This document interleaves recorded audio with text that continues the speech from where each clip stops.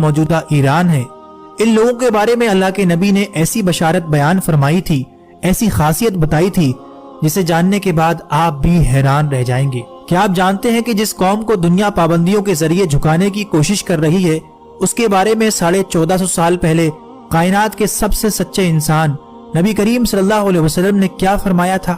آج دنیا کی نظریں ایران کی طاقت اور ان کی ذہانت پر ٹکی ہیں، لیکن یہ ذہانت اچانک نہیں آئی۔ یہ وہ معجزاتی پیشن گوئی ہے جو صحابہ اکرام رضی اللہ تعالیٰ عنہ کے سامنے اس وقت کی گئی تھی جب فارس یعنی پرشیا ایک عظیم سلطنت تھی اور اسلام ابھی پھل پھول رہا تھا۔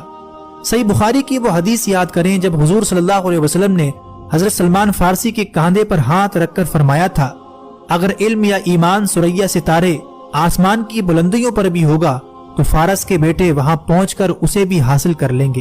یہ صرف ایک جملہ نہیں تھا بلکہ ایک قوم کے ڈی این اے کی خبر تھی۔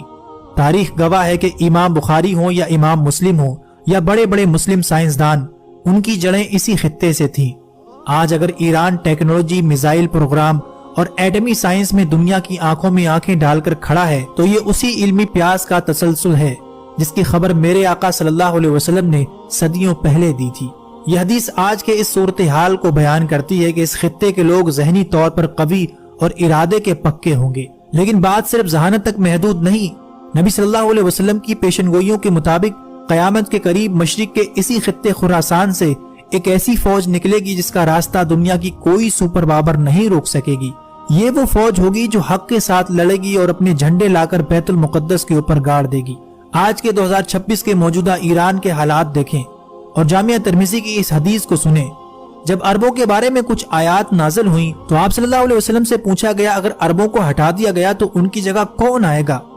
آپ صلی اللہ علیہ وسلم نے حضرت سلمان فارسی کے کاندھوں پر ہاتھ مار کر فرمایا، یہ اور اس کی قوم۔ اور اس کے بعد آپ نے فرمایا کہ اگر علم ثریا ستارے پر بھی ہوتا تو اہل فارس میں سے کچھ لوگ وہاں پہنچ کر بھی اسے حاصل کر لیتے۔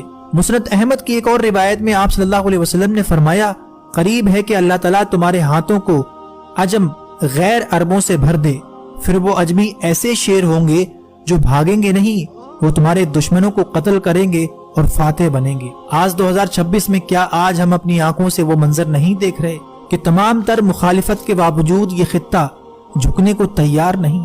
دوستو، یہ محض سیاسی خبریں نہیں ہیں، یہ وہ الہی اشارے ہیں جن سے ہمیں خبردار کیا گیا تھا۔ اللہ کے رسول نے فرمایا تھا کہ ایک وقت ایسا آئے گا کہ تم دیکھو گے مرنے والے کو یہ پتا نہ ہوگا کہ اسے مارا کیوں جا رہا ہے اور مارنے والے کو یہ پتا نہ ہوگا کہ وہ مار کیوں رہا ہے۔ یہ جنگی قتل و غارت، ٹیکنالوجی سے لیس آرمی، یہ سب قیامت سے پہلے کی خبردار کرنے والی